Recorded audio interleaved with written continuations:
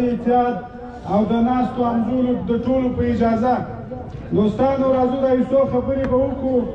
دغه کوم د پاکستان ریاست چې دی زموږ دلته 2 شپې 3 شپې دا د مکمله کېدو والا دی، خو بیا هم 16 یا 15 شپې تقریبا 3 میاشتې موږ دا یو رسېږو. موږ دلته یوه ګناه نه ده کړې، نه موږ دلته په یو چا پر کور ډاکه ولې ده، نه موږ دلته د ریاست خلاف خبرې کړې دي. بیا هم زموږ پاکستان حکومت او ګورنمنټ چې کوم دی دا زموږ دغه مطالبه نه راحل کوي. دغه خاوره او دا وطن زموږ دی، پر دې به فیصلې موږ کوو، پر دې موږ به پنجابي ته اختیار نه ورکوو چې ته زموږ پر ډیورنډ لاین باندې پر موږ پاسپورټ لاګو کړې. دا وطن زموږ دی، د دې فیصلې به زموږ مشران کوي. دې اجازه موږ چاته نه ورکوو چې پنجابیان دې پر موږ باندې دلته خپلې فیصلې لاګو کړي. او بله خبره، پرون دلته یو علاقه ده د بلوچستان څخه لږ هاخواته زه د شیواني صاحب ته یو پیغام پرېږدمه چې دی دلته د چمنو خلکو ته دمکۍ ورکوي، وایي تاسو د کلاشینکوف په زور باندې زموږ ګاډیانې درولې دي او دغسې دي او هغسې دي. دلته بار بار د هړتال د ماتولو کوشش هم کوي. پرون کیسه ده چې 15 یا 6 ډریوران عام خاص د پښتنو پر ګاډیانو باندې ټکان وسوله چې د غلو په شکل کې ول، د هغو څخه پیسې واخیستول سولې او هغه یې اغوا کړل ډریوران، ولو ټکول یې ورکړو چې د پلورو څخه مې پیسې راوغواړي بیا موږ تاسې هیله کوو. نو زه دا شیواني صاحب ته وایم ستا شرم پکار دی، ته چې دلته د هړتال د ماتېدو خبره کوې، د دغه غریبانو ډریورانو دپاره ولې نه راوځې، د دې اواز ولې نه پورته کوې؟ هره ورځ به ډریورانو خوارانو ته دلته ستونزې جوړي، هر وخت غله ورته ولاړې پیسې جوړي. تا له شرم پکار دی چې ته د دغه غمه وخورې، ته دلته د هړتال د ماتېدو خبرې کوې. دلته چې زموږ د پرلت فیصله او زموږ دا د پرلت مطالبه حل سوې نه وي، شیواني صاحب په کلاو غوږو یې واوره، دلته به ستا یوه ګاډۍ هم د چمنه څخه نه ووځي. که هرې ګاډۍ دا کوشش وکړي چې ووځي، هغه که بیا وسوځل سول، هغه که هر څه په وسوه د دې ذمهوار او بیا تاسو په خپله یاست.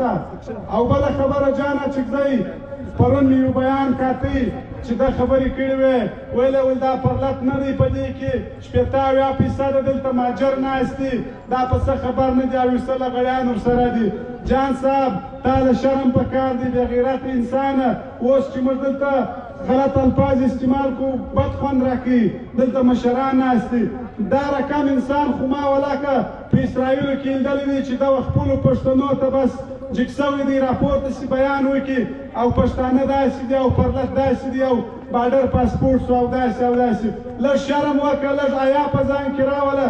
ستا دغه چې څو تنخوا ده یا به لکې یا به 1.5 لکې، راسه چې دا موږ په دا پرلت کې در ټولې کړو. زیمړی بې ناموسه دغه زموږ د پښتنو اواز ته نه اورېده، 3 میاشتې موږ دلته ناست یو، پر هغه سربیالې اراده یې سې بیان وکړې، بیا یو څه وایي یو چا پر پرچې در لیکلي. او بله خبره چې کوم د پاسپورټ آفیس دی، دوستانو زموږ د دې چمن د ښاریانو څخه مې خواست دی.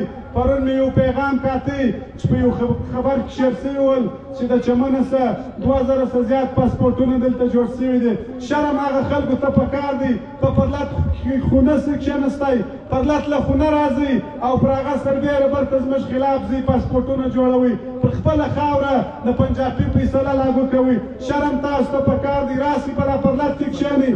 دا پرلت ستاسو دی، دا موږ ستاسو دپاره جوړ کړی دی. که هر وخت پرلت بریا راوړه، دا بریا به تاسو راوړي، دا به د هیچا نه وي، دا به دا د ناستو خلکو همت او امن او اتفاق کې انشاءالله زموږ ګامونه نږدې دي. که خدای کول او غوث الله دلته وویله تېره ورځ چې که زموږ 3 میاشتې پوره شوې، موږ بیا نوی ګام اخلو، د نوي ګام په انتظار دي.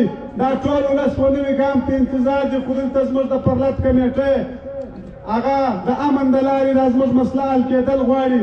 نو زه نور وخت ستاسو څخه نه اخلم، د دا یو څو نارو جواب په زوره باندې راکړئ چې دا بیده ټوله راکښېنو، دا بې لمانځه تر 10-11 بجو پورې بیدي.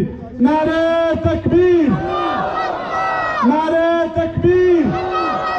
پر ډیورنډ کرښه باندې پاسپورټ، پر ډیورنډ کرښه باندې پاسپورټ. ډېره مننه، کور مو ودان.